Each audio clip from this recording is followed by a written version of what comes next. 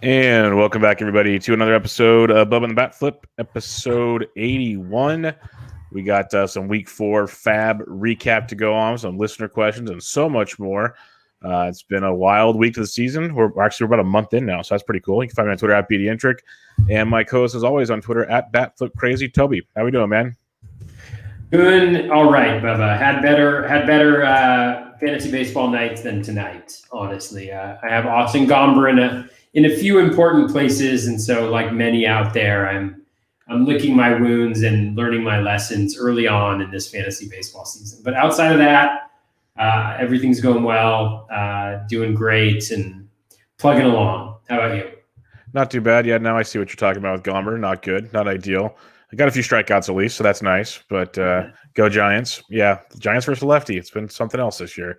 So, oh, God, I should have known when they put Longoria in the lineup and he was back. Well, then they yanked him after his double because he pulled up lame again. So did he? Yeah. Oh, it's like yeah, so it's a lot of offense on Monday, though. Lots of offense. A lot of offense. So who knows what's going to happen. Yeah. It seems to be a trend that is not even that hot around baseball yet. So let's just see how the summer continues on. Could be a wild one. All I do know is one guy we'll talk about, Josh Staumont, one of the biggest guys. He got a save on the first day, so people must be stoked about that one. So yeah, for sure. Yeah, that was it was interesting to see that bullpen usage for sure. Yeah, we'll see if it continues though. Like I don't trust Kansas City because they flat out said a few times now, like, yeah, we're just kind of going to do it and see how it goes type things. I'm like, oh, great. Okay. Committee it is. Sounds good. I'm just waiting for some reason on NFPC. The page of the acquisitions is not loading for me, which is absolutely outstanding. Do you want to do TGFBI ones or just all of them? It doesn't matter. Like none of them are loading for me. So I'm trying to get them to load right now. So, yeah, this is fun. We have some listener questions to talk about and much, much more. Yeah, my entire thing will not load. So. Okay. Well, we can do TGFBI. Pavin Smith or Pavin Smith, Pavin. He was picked up in 26 leagues, a max bid of 100 and a min bid of 11. Beautiful. Min bid of 11. You don't have a 1. Holy crap. Min bid of 11, yeah. It's good to hear people are listening. Yeah. Honestly, I mean, I imagine that he wasn't picked up in some leagues, at least. But yeah, what did you think of Pavin Maven? Smith? I'm a big fan of his. I grabbed him in Barf actually the week before. I know you did. I was so pissed off. I saw that. I was like, a week early. It was nice. I was like, man, I'm actually really digging what's going on under here. And then I go and Barf to pick him up, and there's Bubba having already scooped him up the week before. Yeah, no, I like what I've seen out of him. We saw little bits of him last year. Some in the spring training playing well. Little bit of pop, but really good average. I liked him in the OBP format of Barf especially. But they have him leading off. Good left-handed bat, good minor league pedigree. So I was willing to give him a run. And so far, since he's been in, he's hitting now in 4 straight games, hitting 7 of 8 games, hitting towards the top of the order. He's scoring runs in 7 straight games. He's a fantasy gold mine at the moment. Long ways to go, obviously, to see how that one goes. But so far, so good in that one, which is what I like to see. I'm still just baffled that $11 there wasn't a dollar bid. So that's pretty cool stuff. And I got TGFBI to load, so we're good. Okay, good deal. Yeah, the thing that was really surprising for me with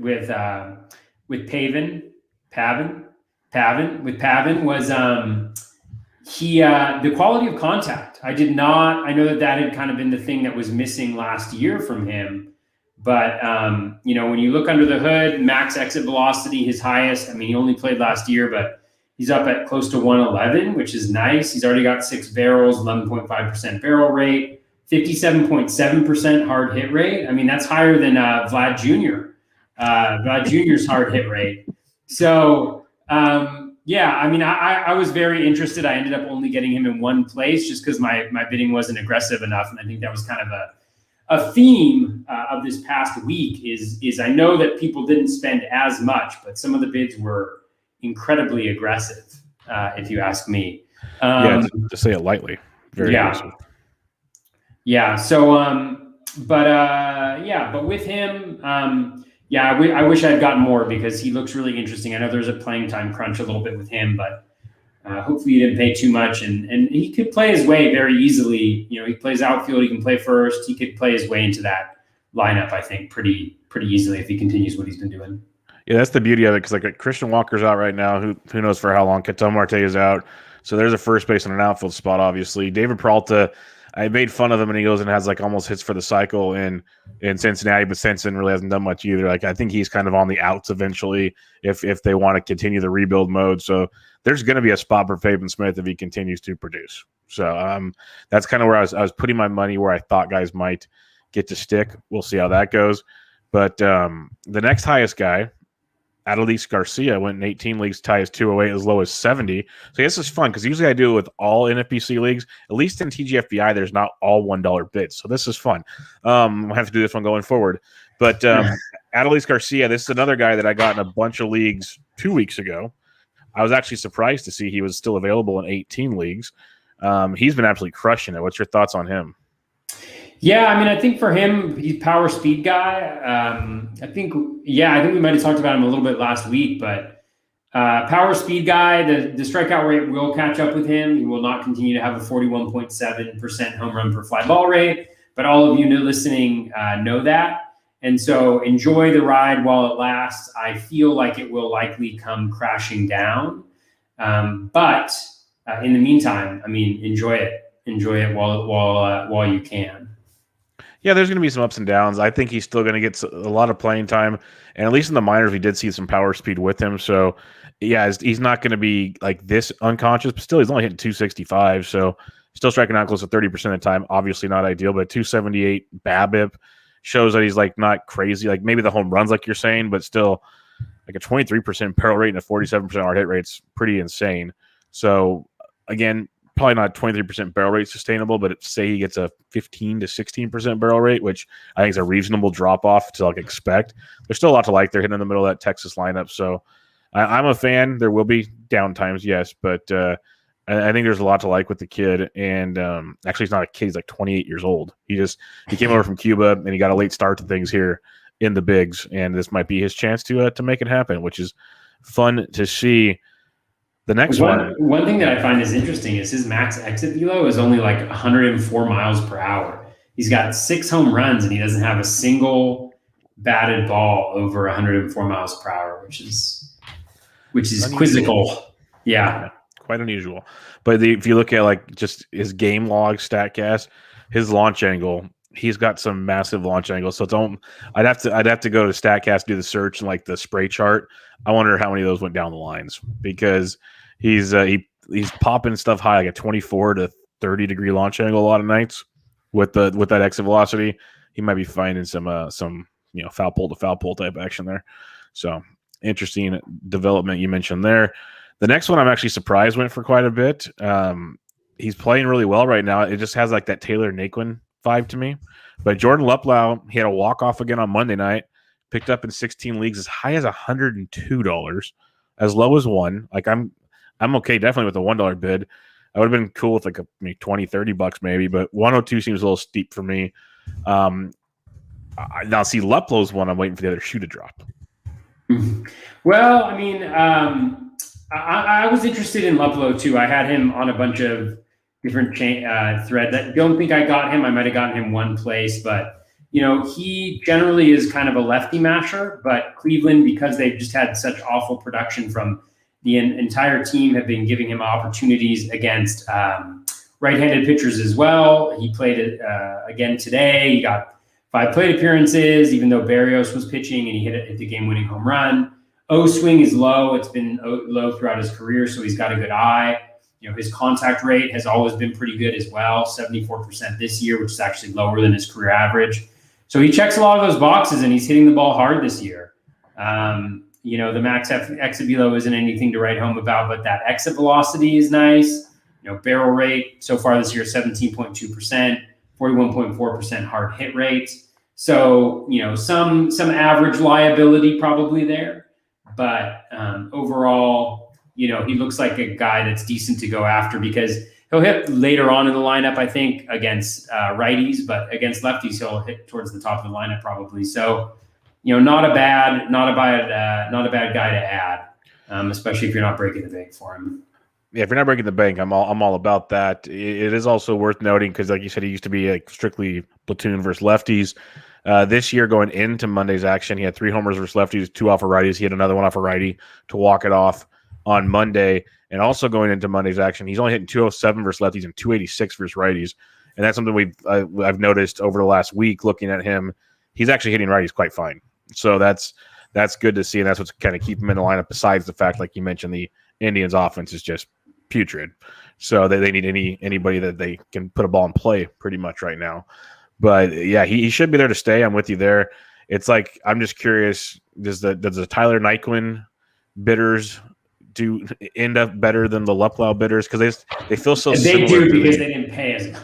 Yeah, true. Or the Luplow ones end up doing better, true. I think. I don't know what the average bid was for Luplow, but I think he was probably a lot lower than the Nyquin ones. Yeah. The max was 102 for Luplow. I think the max for Nyquin was almost 300. Yeah, something crazy. So yeah, you're right in that respect. 100% there because definitely. All right, we kind of hinted at him to start things out here, but Josh Staumont went in 15 leagues, which kind of tells you two things. Either people are asleep at the wheel, but I think he was owned in a lot of leagues already because I know going into the season, and even like in mains and other non-TGFBI, he was owned in pretty much all those already because I know we talked about it. That was the guy I thought was going to be the closer. And then injuries happened and weird things happened and Greg Holland happened and all these things. But now Staumont's back healthy. When 15 leagues, as high as 150, as low as $4.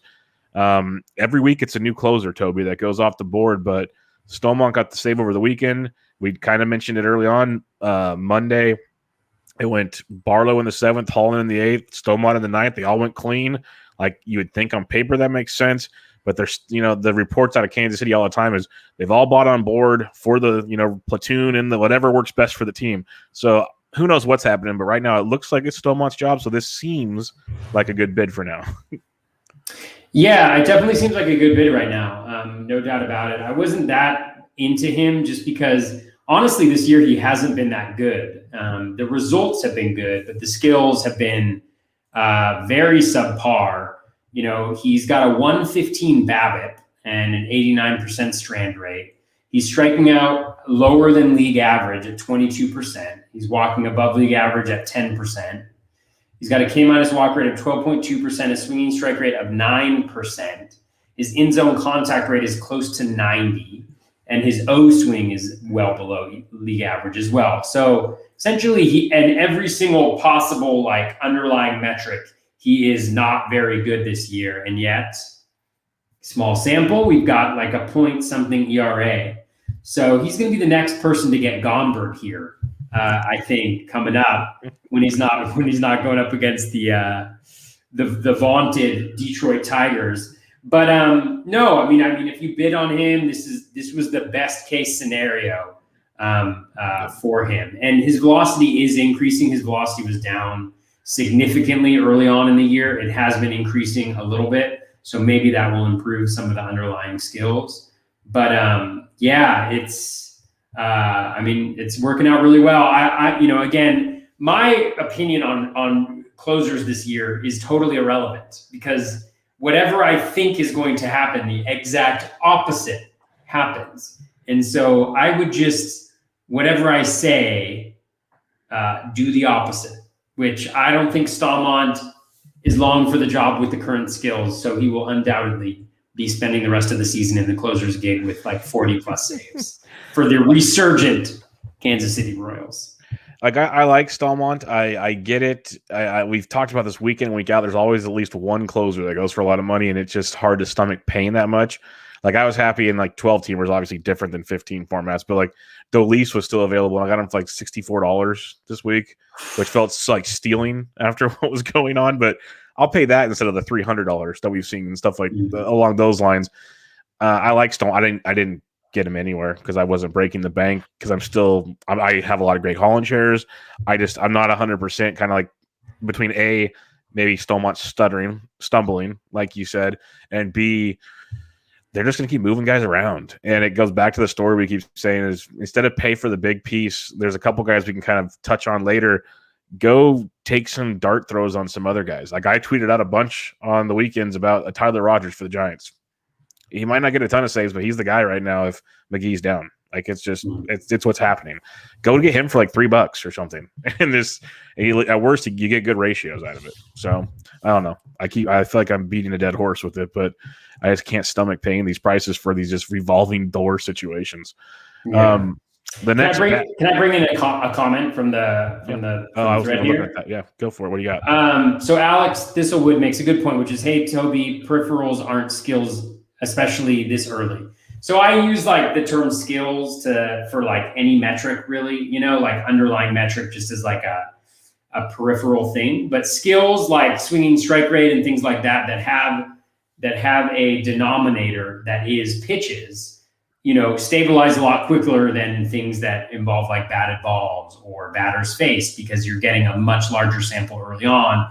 And so what I'm looking for is changes in skills that are somehow related to something that's changed in what the pitcher is doing. And for Staumont, his velocity was down early on by, I think, 2 or 3 miles per hour. And so that kind of identifies why he may be struggling a little bit more. Now, if his velocity increases and he gets back to throwing 99, then yeah, I mean, I'm sure everything else will improve. I mean, if you look across majors, the story this year with guys who are breaking out and guys who are sucking is velocity. Right? Like Luis Castillo, velocity down 2 miles per hour, similar to how it was in 2018 when he also struggled. You know, Trevor Rogers, Corbin Burns, Manaya, all these guys who are pitching super well are all guys who have gotten 1 to 2 mile per hour bumps in their velo from last season as well. So that's kind of when I say skills, I just mean like underlying metrics. It's shorthand for underlying metrics for me. And what I'm doing is not just trying to focus only on those, although I do focus on those early on, but is really just thinking about like, is there something that explains why this guy may not have the same skills that he had last year, which the velo dip indicates why. So it's a great question and a great point. It is very early in the season, especially for relievers, but that's what we have to go on at this point. Yep, that's very, very true. There's another one we'll bring up real quick while we're on Staumont. Carlos Marcano, who I had on the show a few weeks ago. Really, really awesome guy, good fantasy player. He says he would be surprised if Holland doesn't claim the role and run with it. That's kind of my theory too, maybe partly justifying owning or rostering Holland, but I feel like the Royals want Holland to excel so they can trade him. That's kind of where I think they are. Like Staumont is a controllable, cheap asset where Holland can maybe help a contender and get a couple pieces back or something. So that's assuming the Royals aren't contenders, Bubba. Second best record in all of baseball. See, if they just had expanded playoffs, I believe that even more. But it's like all these teams coming out the hot starts, even the Giants. I'm like, eventually the shoe's going to drop. And, you know, with the expanded playoffs, they're still kind of in it. Without it, it's just like, yeah, it's probably not going to happen. So, like, it just takes like one cold spell, and then you start thinking, okay, now they're going to start being sellers. Here we go. It's just, that's all it takes. But I'm with you. I see what you're saying. 100% agree with you there. That is quite interesting. The next most rostered player, Austin Gomber. Don't think we need to talk about him. I think we're good. It didn't go well. I picked him up. We both picked him up last week. Yeah, I was all so proud of that one. We got a cheap destruction of our roster, at least. Yeah, at least it didn't cost me more than like $4, so we're good. Yeah, you know, I tweeted out before the start happened. I was like, I have a very bad feeling about these Gomber starts, and. The thing for me is, you know, with these 2-start streamers, the reason they're on the waiver wire is because they're generally not very good pitchers. Yep. And when you looked at the skills for Gomber, they were not good, right? I mean, I think there was some positive regression for the walk rate, right?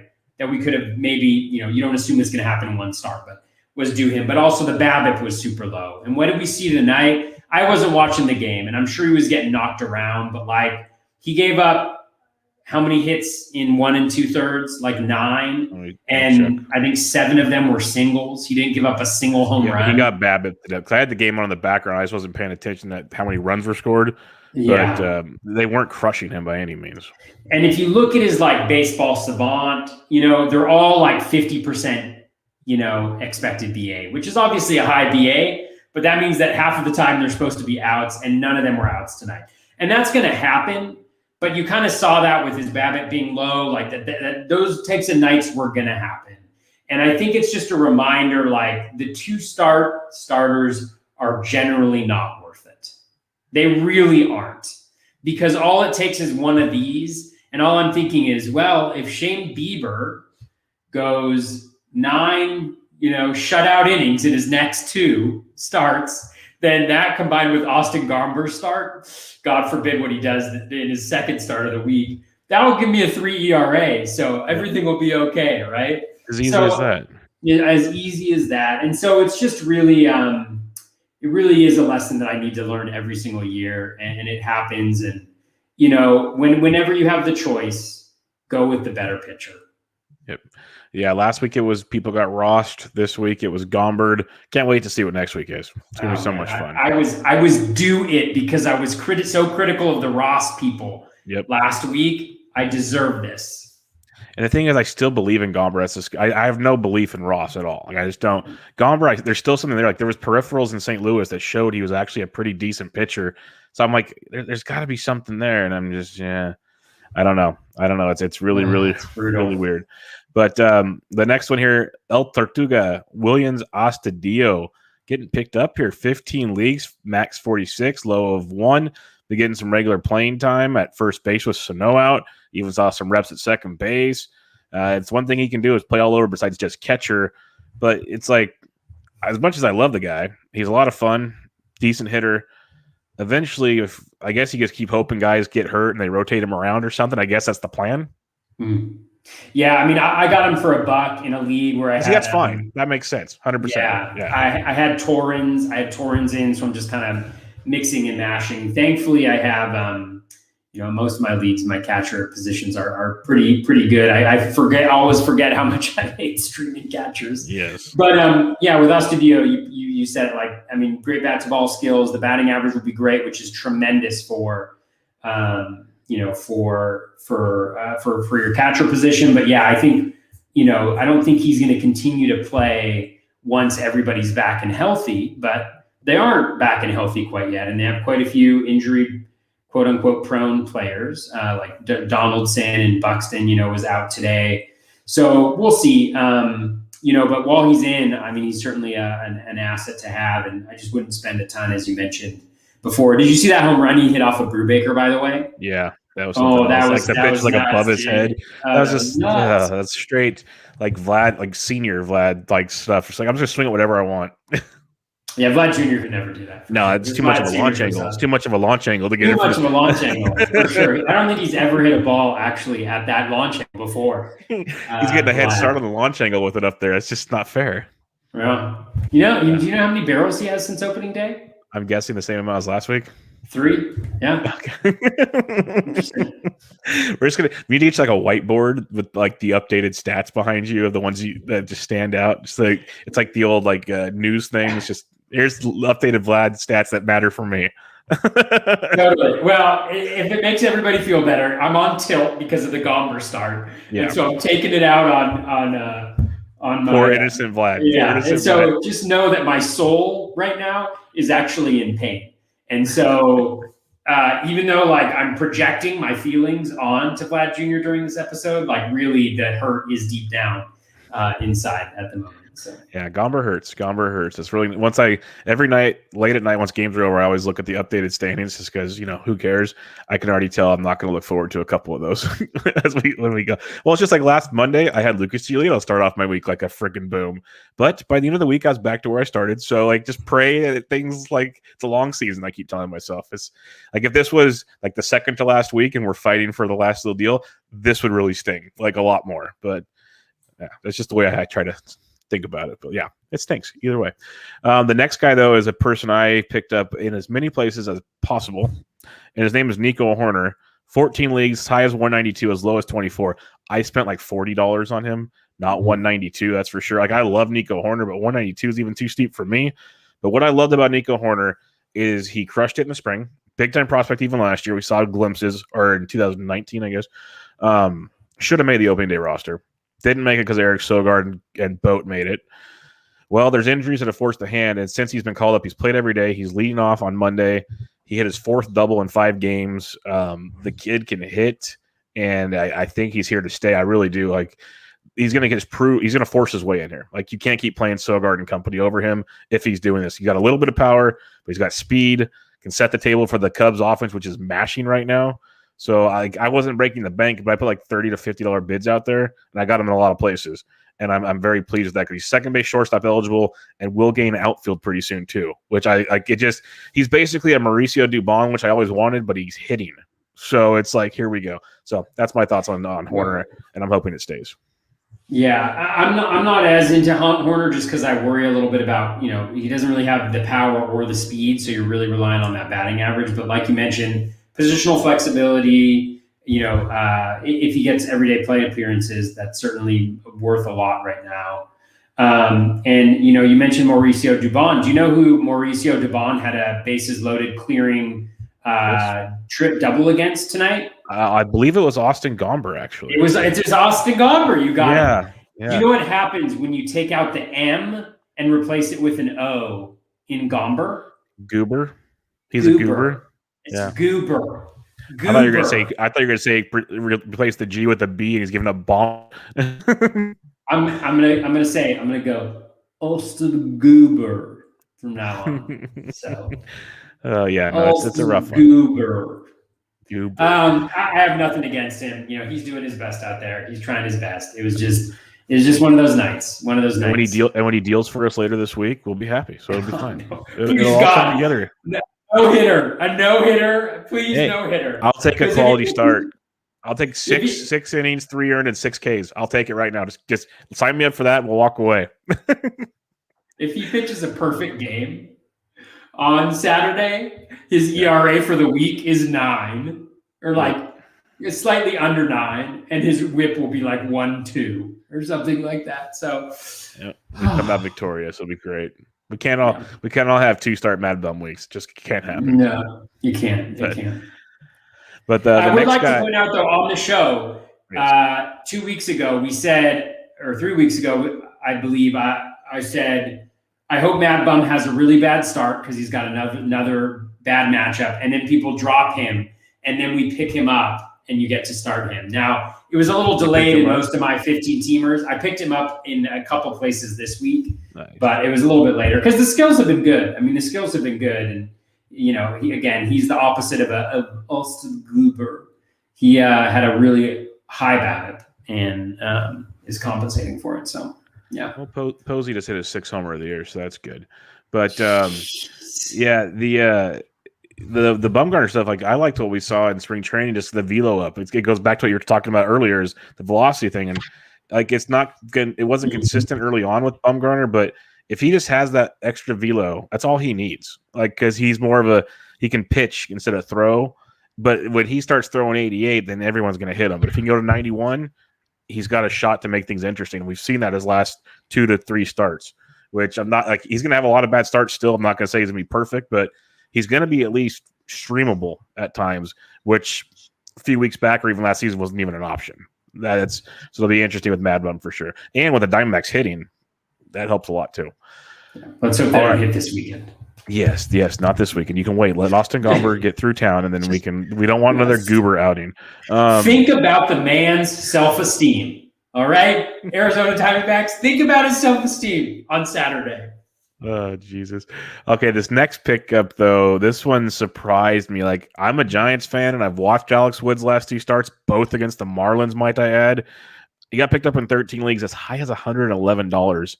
As low as 11, and he went for a lot more in some other leagues, like in other formats than $111. Mm-hmm. Toby, I'm going to be completely honest. A, I'm always worried about just the health and longevity of Alex Wood, and B, like it's been cool and all, but it's the Marlins, and I need to see a lot more before I'm shelling out that kind of cash on Alex Wood. That's me. But what are your thoughts? Like maybe you like him, and you can prove me wrong here, but I'm concerned.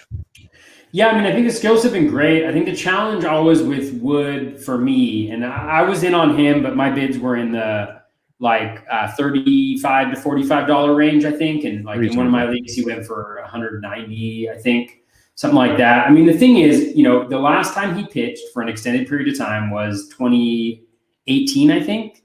And he pitched really well. And every time he pitches for an extended period of time, he pitches very well. However, again, the last time he pitched for an extended period of time was 2018. So you have to be thinking about the injury issues. I think you also have to be thinking about, yes, he faced the Marlins twice, which is certainly a benefit. I mean, this Marlins team right now, outside of tearing apart Corbin Burns today, they're down, a couple of their big bats too. And so, yeah, so I think there's those pieces. And also, like, he's very rarely going to go beyond 5 innings. So there's that piece of the equation too. So I just wasn't in a place where I felt good about going that extra mile for him. Again, if he pitches for an extended period of time, he's probably going to be pretty good. And he's got Colorado this week. He's got at Colorado next week. But then after that, I think he has a 2-step against Texas at home and then at Pittsburgh. So that could be really nice as well. So, I mean, there's certainly reasons to have bid a lot for him. But in order to justify, I think, those larger bids, you are going to need to have him pitch for an extended period of time, which he hasn't been able to do for a while. So I guess we'll just wait and see and find out what happens. Yeah, no, as a Giants fan, I hope he does well. I like your bids make sense to me. When I'm seeing these triple-digit bids, I just looked at the overall, like every NFBC league while you're talking. He went for as high as 201. Like, that's a fifth of your budget on Alex Wood, and I hope he's a Cy Young for you. That's really, really tough for me to see. Like, I was literally thinking last night when I'm seeing my leagues, looking at different FAABs and everything and seeing stuff tweeted out, I would love to just have a show where it's like I have access to everybody that bids and go, hey, can I have you for like 5 minutes to explain to me why you bid X amount? Because like maybe they have a logical reason. And I'm really curious. Like I really want to hear where their mindset was on why did you bid on this guy? Like what was your theory? And I think that'd be a ton of fun because most of these people, we don't even know who they are. But just get different ideas because how many times do you look at FAAB? I know I look at other people talk about it. It's like this league, this guy went for $12. This league went for 140. Like, where's the process here that changed this like $120 difference? Like, that's all I'm curious about. I think it'd be a kind of a fun study, but maybe most wouldn't like it. But I think I'd like to see the logic the process that went into play there. That's all I'm curious about.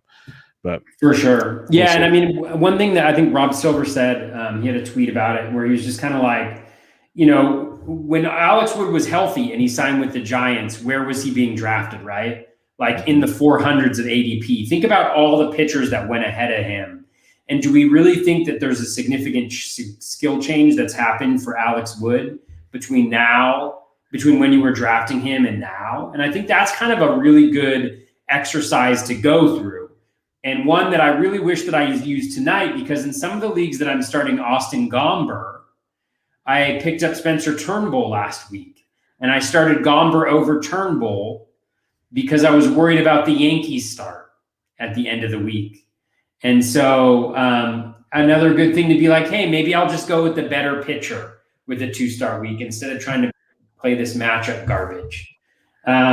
So anyways, everything leads back to Austin Gomber tonight. And I'm picking up on that. It's a fun show. Yeah. The next one, we'll see how this goes back to Austin Gomber. I'm curious. I want it to be organic though, not forced. Ryan Weathers was picked up in 12 leagues, as high as 308, as low as 51. I knew he'd be very popular. He's got the spot in the rotation with Lamet out. I don't know. That's a whole nother podcast on what the Padres are doing with Lamet. That makes no sense. I'm worried about the guy personally, that arm ever being able to pitch again if they keep doing this. But he looked great. His last start against the Dodgers, his 2 starts this year against the Dodgers, but looked outstanding in LA. Everyone's jumping on him. He's got the prospect pedigree, family pedigree, all that kind of stuff. I didn't get any shares of him. I did not break the bank like others did, but what's your thoughts on him? Because I'm just he's young. So what are the innings looking like? There's a lot of questions I have about Weathers. Yeah, I mean, I'm not going to lie, Bubba. I'm turning into a curmudgeon, I think. I'm just like I had typed out a tweet. I'm going to sneeze in a second here. Bless you. We're good. We're good shape. First time I think I've ever sneezed on the podcast. And he's fully vaccinated. Don't worry about it. We're good. Special night. Special night today. Gombered and a sneeze. All in one. Austin Goober and I sneezed. So with Ryan Weathers, I don't understand it at all. I mean, I think for me, it's like a purely results-driven decision to spend a significant amount of draft of capital on him. I mean, he's obviously with the Padres, which is really good. It's great. He could be really good. But again, when you look under the hood, 0.097 BABIP, right? So he's getting super lucky on balls in play. 100% strand rate, getting super lucky there. The K- walk rate is nice at 20.4%. But again, the walk rate is higher than league average at 9.3%. The swinging strike rate is well below league average at 8.9%. His CSW is below league average at 28.2%. His first pitch strike rate is below league average. His zone contact is right around league average, and his O swing is 22%, which is horrific. And so when I look at him, I don't see anything that really jumps out and tells me like, oh, he's a really good pitcher, except for the fact that he got super lucky on balls in play. Like you even look at the StatCast metrics. And again, we're going off of 15 innings here, so doesn't mean a lot, but just in the context of his starts, he's given up 3 barrels in those 15 innings, 9.4% barrel rate, and so it's not like he's limiting the quality of contact of the opposition either. He's essentially just gotten lucky to this point. And so again, that doesn't mean that he couldn't be better moving forward and he couldn't be really good moving forward. Maybe the skills will change, but again, I don't see anything in here that deserves a meaningfully high bid. Yeah, that's why I like the kid. I'm curious how he does, but I couldn't stomach the expensive bids on that one either. A couple other pitchers that went: Chris Flexen in 12 leagues, Davy Garcia in 11, Domingo Germán in 9. A couple guys coming up, possible 2-star weeks depending on how the Yankees use their rotation this week. But Flexen's been pretty popular as well. I did get some Germán for cheap in a couple leagues, but didn't really go hard about any of these guys. You? Yeah, let's Flexen, I had some bids on. I think I got him in one place. He's got the changeup that I think is decent. I should check it out. But he also what was interesting to me is he was throwing a cutter, and I didn't think of him as like a cutter guy, but he got 7 swinging strikes on his cutter in his last game. So let's take a look at Flexen here. Again, swinging strike rate at 8.5%, not great. He's not walking guys. He is getting guys to chase on pitches outside the zone. So the control metrics are pretty good. He does have a very high BABIP. So, some decent things going on. Not necessarily a K guy, but, certainly he at least has control, so he's not going to walk guys. Austin Gomber. The cutter has an 11.4% swinging strike rate, so maybe that's a pitch that can help him out a little bit. The changeup actually hasn't been that good. It's been the curveball that's been his best secondary pitch. So I got him for $1 somewhere, kind of towards the end there. I didn't put in on Davy or Germán, or else I think I did, but Germán wasn't available in any of my leagues, but Garcia was. But I put in some minimal bids there. I did get a couple shares of Diekman, who didn't pitch great today, but he escaped a jam and kept my Sean Manaea wins in place, which was really nice. Those were some of the guys that I ended up getting here. And I'll check the main one. Those were some of the guys. I ended up getting like Brad Miller a few places with a couple $2 bids. It wasn't a big week. My biggest splurge was I spent $126 on Lucas Sims, was available in one of my main events, and I got him. As you're not surprised if you listen to anything I say outside of my Austin Gomber words, I'm also struggling in the saves department, and so I think the backup bid was like $73 or something like that. So I like Lucas Sims. Garrett's broken. Doolittle's not doing much. Sims, I was picking Sims going into the year, so I like that pickup quite a bit. Hey, Muskowitz asks, would Vlad be able to get a barrel off of Flexen? This is a really good question. The answer, this is actually for Ryan Weathers, I believe, is when this comment came in. The answer is no. The only pitcher in Major League Baseball who Vlad Jr. could get a barrel off of is Austin Goober. And then we're back. He's the only person. But no, and again, I don't want to be a curmudgeon and be like, I'm against everything. But like, this is why we have a process, right? Is because, especially early in the season, there's a lot of noise. And the reason you develop a process is to try to figure out who are the players that long-term, like if you're going to bet a couple $100, right? You're talking long-term. Who are the players that can contribute long-term? And so when I look at some of these guys, I want to see something, right? If Ryan Weathers had like a 15% swinging strike rate, and the skills were off the charts, again, it's a small sample, but we only have what we have to go off of, right? Then maybe, right? Because you're like, well, if he can continue this up, or even if he gets a little bit of regression, you're still looking at a pretty solid skill set. But I don't necessarily see that in a lot of the pitchers. So I'd rather go with a Flexen for like $1, than a Ryan Weathers for 100 or whatever it would have costed to get him this week. No, that makes a lot of sense. A couple other guys I want to get your 2 cents on, because I've been watching them get added everywhere and I just can't stomach it. But I will admit, Kyle Gibson's been really good his last 2 or 3 starts. Really rough the first go around, but he's been talked about a lot, and people are going to grab him quite a bit. His sinker is it's getting hit, but not quite as bad as last year. I don't know. Everything's looking better than last year overall, but are you buying into this with Gibson? Because I just find a hard time still buying into to Kyle Gibson. He's getting like the slider and the cutter is getting a lot of swing and miss on it, but I don't know how sustainable that is. Yeah, I mean, I would have to dive in a little bit more. His velo is up mile per hour from last year, but it's only where it was at in 2019 when he pitched with Minnesota. So my guess would be that he will end up somewhere similar to this. I think the challenge always with Gibson is he's looked very good for a little while. He does have his Z contact is much better, which is really critical for him because it's never been good. So he's got to get guys to miss outside the zone. I'm guessing that's probably the cutter. So I'll look in a second here. But I think the challenge with Gibson has always been that he'll look good for a little while and the skills look really, really good, but he can't beat you in the zone. And so he's always on the fringes, and he inevitably will walk, a bunch of guys in a start and give up some multi home runs. He hasn't given a home run up a home run this year. So that's one thing. 1.6 in 2020, 1.29 in 2019. So let me just take a look here really quickly at the pitches, because I know the cutter is like a relatively new development for him. So the cutter's pretty much brand new. He barely used it at all in 2020. Yeah. The cutter's generating a ton of in zone whiffs. So maybe he is different, but yeah. I mean, it's definitely worth a shot for sure.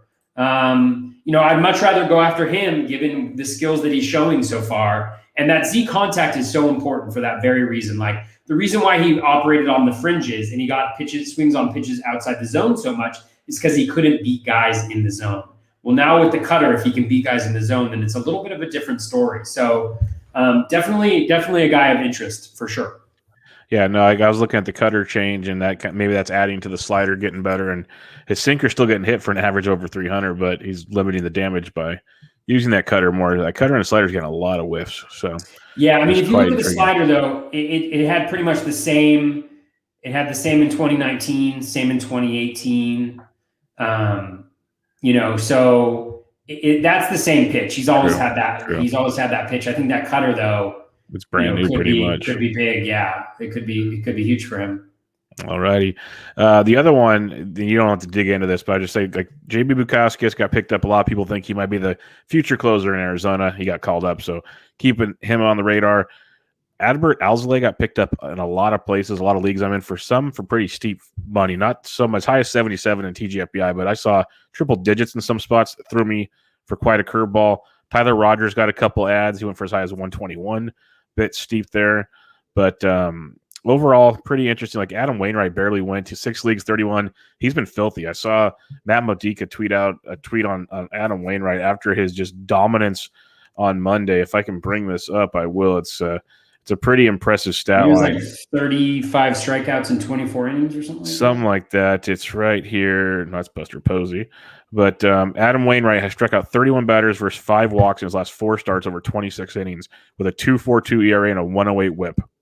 And everyone kept saying he was too old. Why are they bringing him back? Well, so far so good. And he pitched well last year too. So I'm not just saying that for this. He pitched well. Spencer Turnbull's back with 2-start week. Madbum got picked up in a few places. So some interesting ads, but we kind of hit on the big ones. Is there anybody else you wanted to break down real quick, or you You're good. No, I think you mentioned Alzolay. That's a really interesting one. I like that a lot. 14.5% swinging strike rate, 21.1% K minus walk, 34.1% O swing, 79% Z contact. So well above league average across the board there. One of the reasons he has a high ERA, 44.6 strand rate. He also has the low BABIP though, so those will probably even themselves out. He's super inefficient on the mound, which I think is the challenge, right? He walks a lot of guys. He throws a lot of balls, or else he has historically. And so, he's not going to go deep into games. But that's the type of guy that I want to take a shot at, as opposed to, kind of big name person, going for $100 or whatever it was. So that's a really good. I think that's a really good shout right there. Yeah, no, he's interesting. I remember having him at times last year because he's got that pedigree. When he's on, he's got some filthy movement. But like you said, the inconsistencies with Alzolay make it difficult. But when he's on, that swing and miss is going to be prevalent with him. Let's get some listener questions in here. We got a few for this evening. Drew at @Fru_Dorte asks, how would you rank these guys for rest of season production? Willie Castro, Anthony Santander, Christian Walker, Jesus Aguilar, Alex Kirilloff, and Aeohenio Garcia. Willie Castro would be last. He is on a struggle bus in a big first, way. I would say, Santander's injured. Yep. But I think I like him the most still. Really, unless there's something that's changed in their skill set, it should be where you would have drafted them. So, Santander would have been first. Christian Walker would probably be second again. He's injured though, so you got to factor that in. But I don't think the long-term prognosis is that concerning for either one of those guys. And then the third one would be Jesus Aguilar, I think. Yeah. Probably just because he's playing every day. He's swinging it good. In that lineup. He's swinging well right now, but you kind of knew what you were going to get out of him, 260, 270, 20 home runs, 60 runs, 80 RBI or something like that, which is not bad. I might put Aeohenio Garcia ahead of Aguilar just because outfield is a little bit tougher than first base right now. And he's got the speed factor as well. So those guys are pretty close to me. It's more about need. And then did I miss one? There's Alex Kirilloff and it's Alex Kirilloff. I'd probably put Kirilloff above Aeohenio and Jesus Aguilar, just because I think those guys have been around for a little while. It depends on what you need, but I think Kirilloff has a higher ceiling, right? He's new. He's got the hit tool. The projections like him. They think he's going to do a decent job. And so, you kind of want to maybe take more of that, the risk of the floor that you might get in Kirilloff, which is, he continues being 0 for the world, although he did get a double today. And he gets sent back to the minors. You probably want to take that risk to go along with the ceiling, right? That he's got a plus hit tool. He hits for average, he hits for a little bit of power. He can steal some bases as well.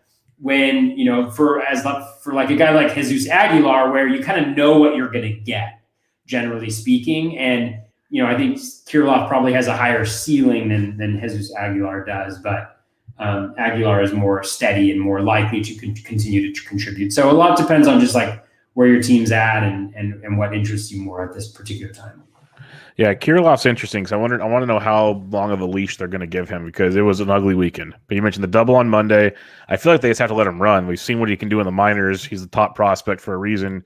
You got to play him, but it's when they get their players back, do they say, hey, go get some more season in the minors? I have no idea. So I'm curious to see how that goes. But he definitely has a great ceiling, as you mentioned. I like Walker, Santander, Aguilar. Then Aeohenio Garcia, if he continues to play every day and steal bags, that's very, very intriguing because that's an asset that it's hard to find, like you said, in the outfield right now. Rob DePietro, I think, has more of a comment than a question for the two of us. Dear two of my favorite analysts and humans, at what point should we consider a second chance DC for the Battle of the Pods? I think he's running away with it. Yeah. Is he? I'm in second.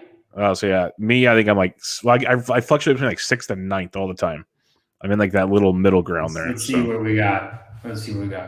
Rob's got 122. I've got 115.5. So you're right on him. You got him. Those are kind of fighting words, I feel like. Yeah, see, I think he's I think this is Brooklyn or New York fighting words right here.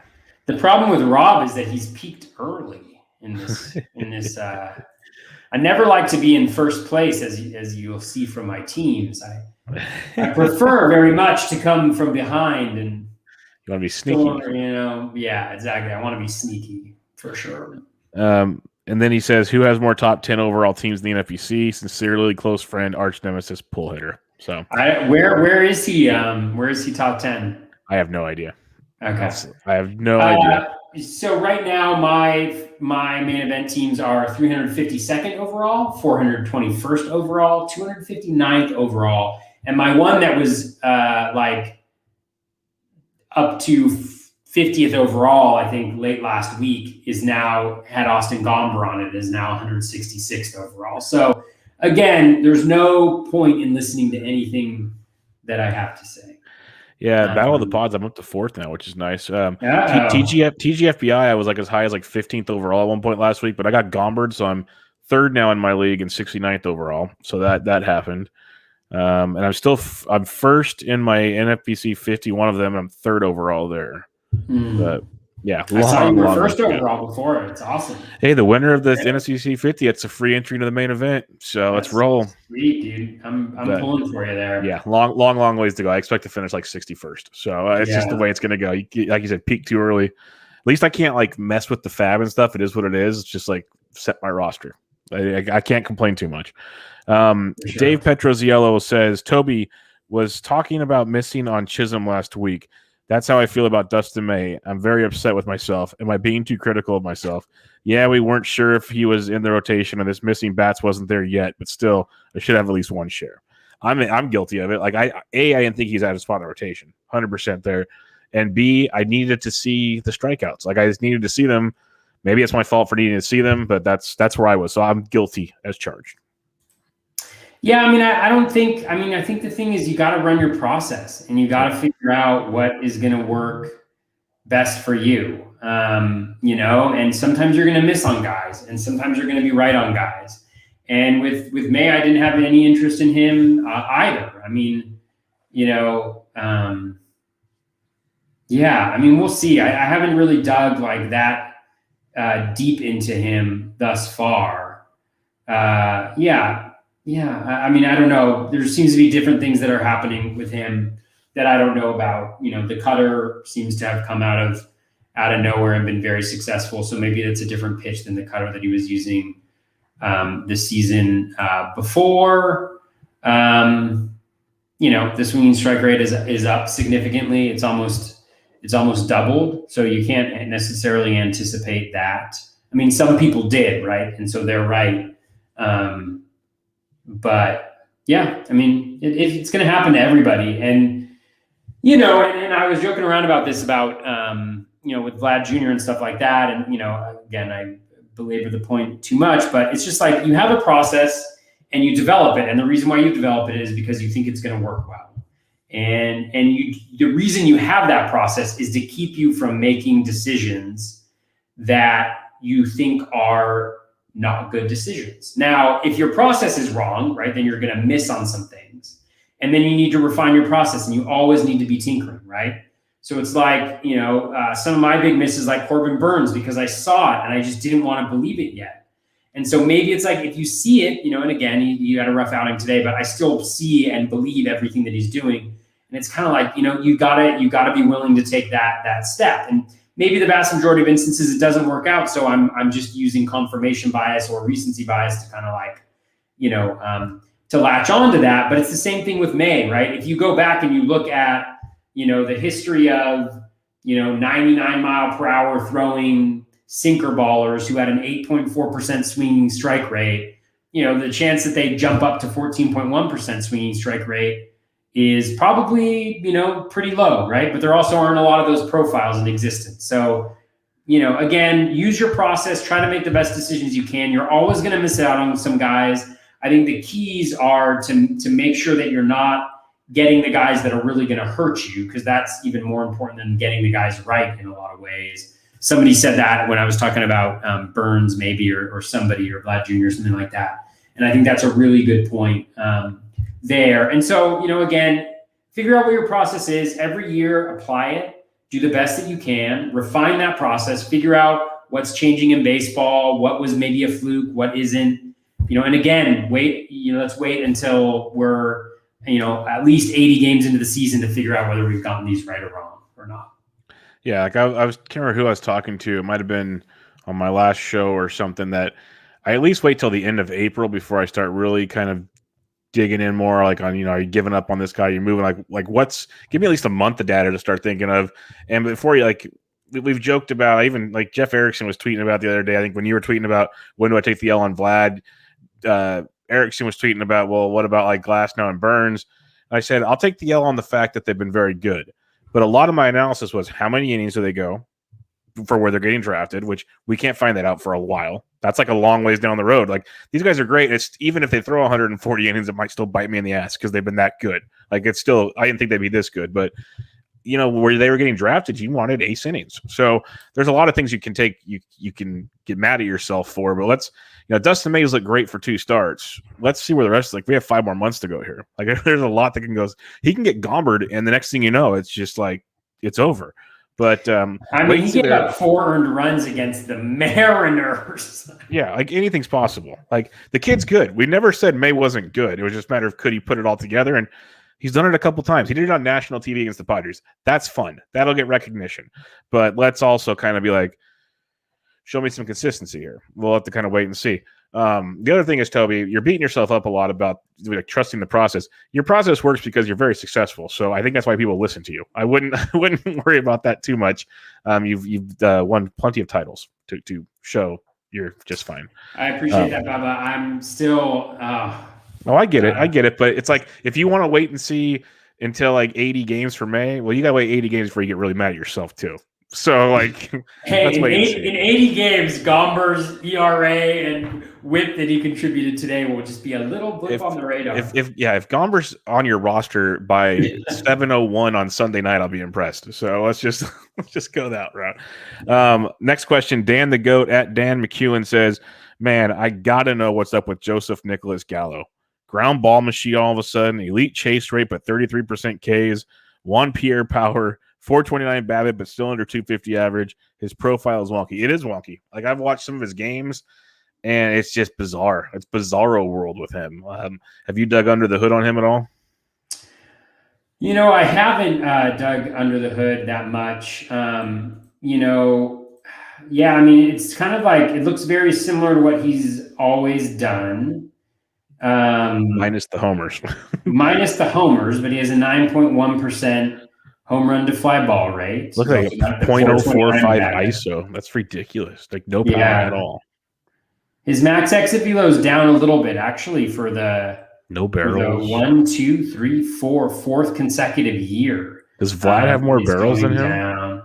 No, Vlad does have more barrels. That's shocking. He only has 1 barrel. Yeah, so I don't know what's going on, but certainly when your guy is a major power hitter, and he's hit the 90 plate appearance mark for the season, and he's only got 1 barrel, that is certainly a reason to be very concerned. I don't remember any injury news with him. Not this year. No. The ground ball rate is spiking as well, 45.7%. So again, I'm not exactly sure what is going on. It could just be, what it's a good exercise to do is let's take a look at his rolling average graph, and let's just see. So 90 plate appearances. How many games has he played? Like, about, let's just say 15. Well, his contact skills are down too.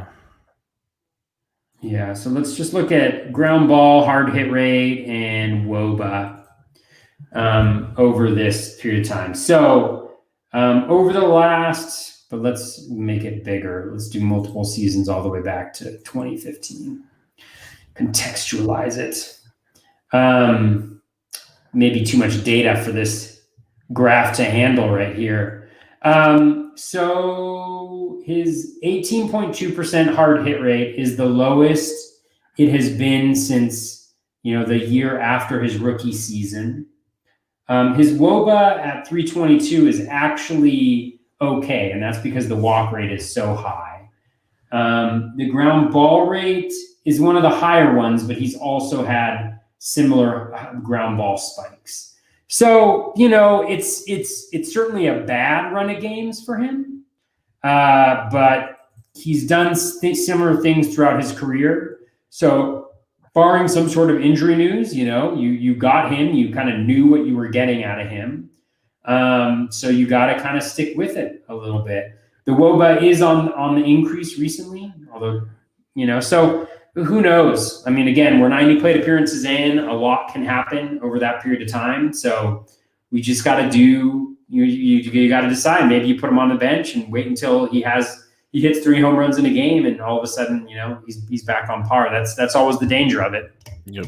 That's the cat and mouse game. Yeah, it's really weird right now. Looking at his just generic, just looking at the StatCast page, his contact skills are down a little bit. His aggressiveness is not quite there. Like his first pitch swing, his overall swing, it's down. His meatball swing is down like 20-something%. So even like good pitches, he's just taking. It's really interesting to look at his profile right here. Like he's almost like he's being too patient at the plate, which is, he's always been a patient hitter. He's been great at taking walks. He's got a 33% walk or 21% walk rate, a 33% strikeout rate. So the walks are still there, which they've been forever. But yeah, he's BABIP at 429, but he's hitting 242. That is wild. So yeah, the ground ball rate. Well, the BABIP because of the ground ball rate, of course, most likely. But yeah, very interesting there. Very, very interesting with Gallo. But yeah, I wouldn't give up. You drafted him for this exact situation. All right, the last question we have here, Aaron R. at A Greeky asks, how concerned are you about Aeohenio Suarez's cold start? I know on the last episode I did with Chris Clegg, we had a question about for deep, I believe, on Friday or Saturday. So it was kind of nice to see. But how concerned are you, Aeohenio Suarez? Yeah, I mean, I think I'm concerned for sure as somebody who has him in a couple spots. Again, we're 90 plate appearances into the season, but contact rate is 11% lower than any other season. So, and that's a continued decline in his contact rate. He's still been patient at the plate, which is nice. I mean, the good thing about him, right, is he's still got 13 runs and 7 RBI and 3 home runs despite the early struggles. So they really are batting average related. He's still walking. He's still getting on base, from that perspective. He's not hitting the ball as hard as he usually does. He does have 6 barrels though, so 13.6% barrel rate. Hard hit rate is down, so things aren't looking good. But I guess the question is, what do you do? What do you do? Can you pick up somebody on the waiver wire to replace Eugenio Suarez with? Not really, right? I mean, if Eugenio Suarez plays 650 plate appearances and he hits 130 the entire time, I mean, eventually he'll get dropped in the lineup, and so then he becomes less interesting to play, and you have a decision to make then. But now you just got to kind of hang with it because, at this point in the season, when your average is 141 or whatever it is, if he goes 6 for his next 8, all of a sudden he's hitting, a little over 200. If he puts together a week where he hits 400, he's probably hitting 220.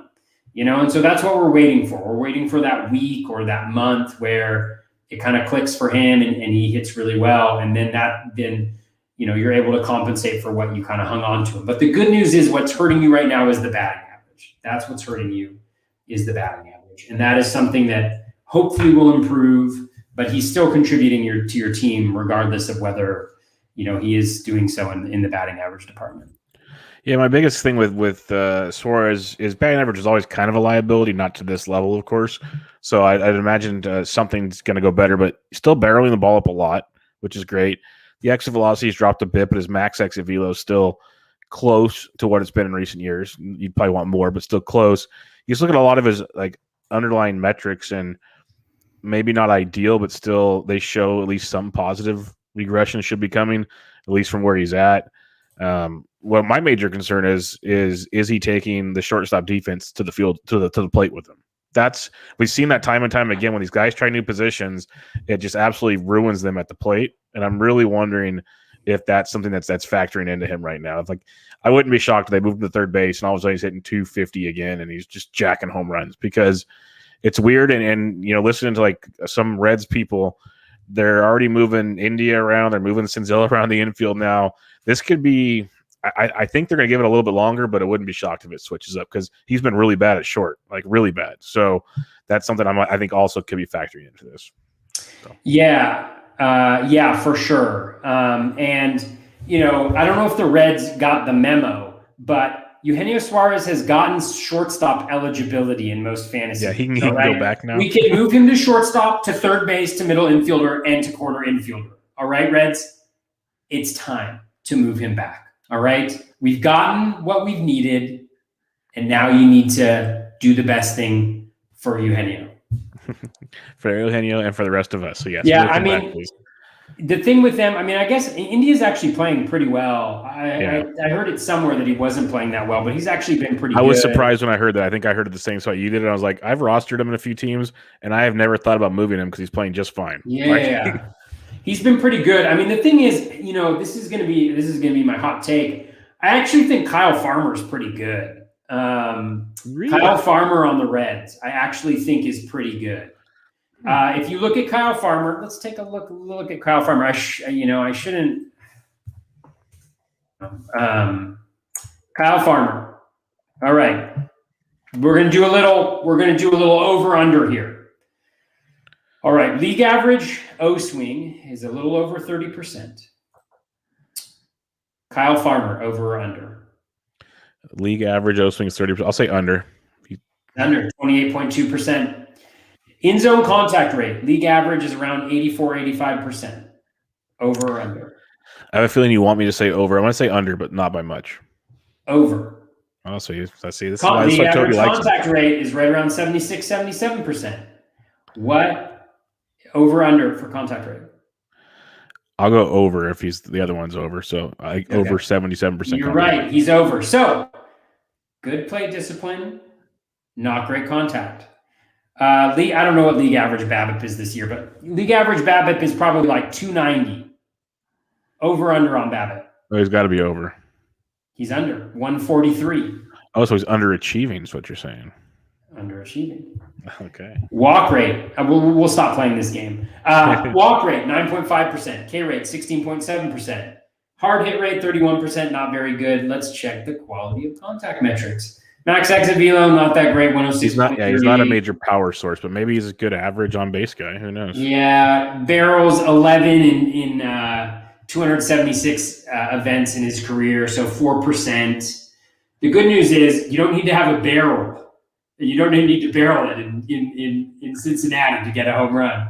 But yeah, his average is 139, but his expected BA is 259. Expected slug is 420. Slug is 250. Expected WOBA is 337. WOBA is 243. Again, as Jeff Zimmerman pointed out, these are not predictive metrics, but it does show you that the skills that he should have been showing throughout this year have been pretty good. And so I think he's actually decent, and he's been playing a decent chunk of time. And so I actually think he can be, a good number 8 hitter, for them, and play shortstop, and Eugenio can move over to third. And also Moustakas is coming back soon.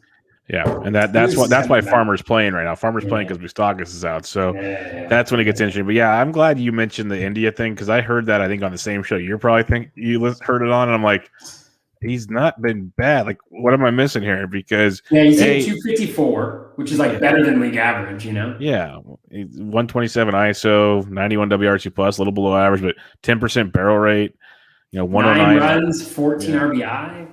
Yeah, he gets on, he drives in runs. Like I got no problem with the kid batting towards the bottom of the order. Like you can't expect a whole lot from a guy batting 6th, 7th, or 8th in a National League lineup, especially batting 8th with the pitcher on deck. Like, what are they going to throw to him? So I got no problem with what India's been doing. Their alternatives to replacing him aren't very strong, in my opinion. So that's why he's there in the first place. But we'll see where it goes. We'll see what week 5 brings us because the Giants just won a 12-0 game. DeSclafani with a shutout. That's like the 6th or 7th Giants shutout this year, which is pretty darn impressive. But any closing thoughts as we are in week 5 of the season? Yes. Lucas Sims just pitched the 6th inning against the Dodgers. High leverage spot, right? High leverage spot. That's what we're telling ourselves. I mean, he struck out all 3. Hey, ratios, strikeouts. Maybe picks up Oh, it was 3-1. Heart of the lineup. See? Will Smith, Luke Rayleigh, and Gavin Lux. Power hitters. Dude. All power hitters. Oh, thank God. I'm totally reassured. My $126 bid for that 1 inning and that 3 strikeouts. I think I have him on the same team as Austin Gomber, though. So he's helping out the ratios right there. This Bingo. could be. Let's see. This is the moment of truth as we close out this show. What if he goes? Really cares about it, but let's hope. Please say main one. Nope. In my super. So I guess that's fantastic.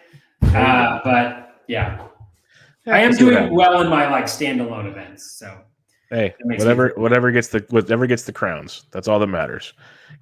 Flags fly forever, as they say. But another fun week coming up here. Lots going on.